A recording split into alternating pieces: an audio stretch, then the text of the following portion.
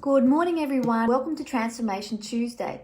This week I'm talking about Jan. So Jan's a 53-year-old woman with IBS, constipation, wicked heartburn all the time, and bloating that just won't go away. Hi, I'm Ange Sinclair and I'm the Digestive Detective.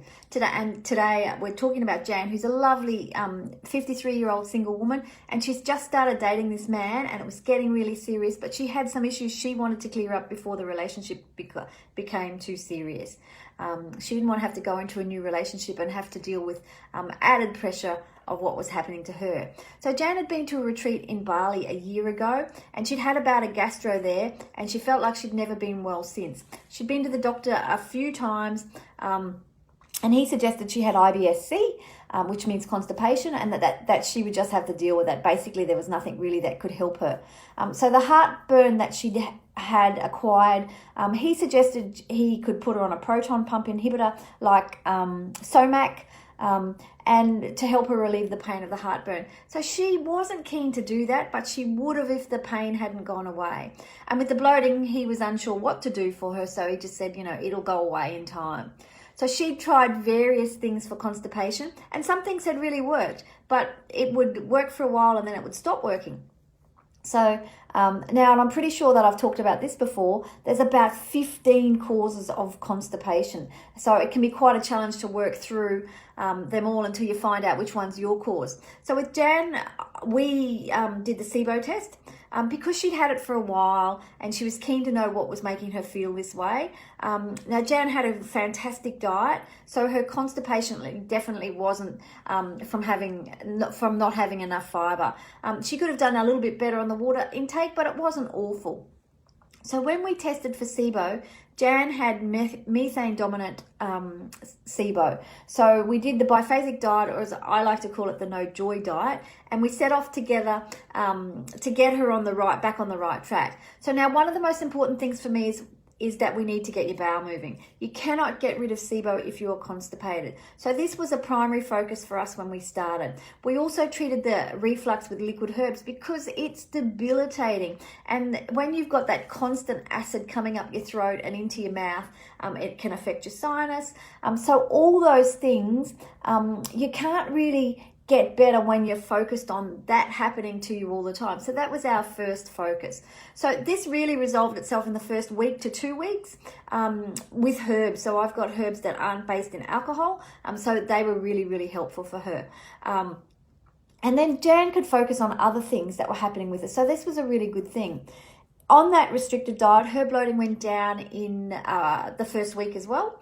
I did treat her dysbiosis, which is the imbalanced gut bacteria from that infection she had all those years ago, well, from the year before in Bali, because having an infection like that can change your ecosystem and can perpetuate the cycle of what's happening in your gut over time. And when there's an overgrowth in your large bowel, it can cause, to be more overgrown, to be all the negative things happening all the time rather than more positive things for her. So it pays to deal with that. So once the bloating had calmed down, so after the first week, we introduced a really large variety of foods. So, and getting Jan's bowel moving was really a big priority for me because I think that it's really hard to get over SIBO if your bowel doesn't work. So we used herbs, we used probiotics, we used prebiotics, we used prokinetics. Now, I haven't really talked about prokinetics very much. So prokinetics are things that, there's medications and there's supplementation.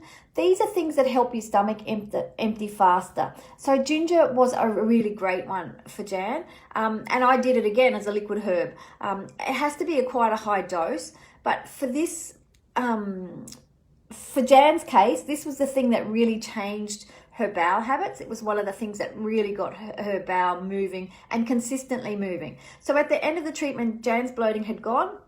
She was going to the bathroom every day, and we were using food-based treatments to keep her going regularly. So there's some really good IBS constipation strategies with food, so which I think is a really important thing because you got to eat food every day. You may as well make it work for you. her reflux had been gone since we started and had stayed gone, so which I think was a pretty impressive thing for her, because that really made her focus and be able to concentrate on lots of other things.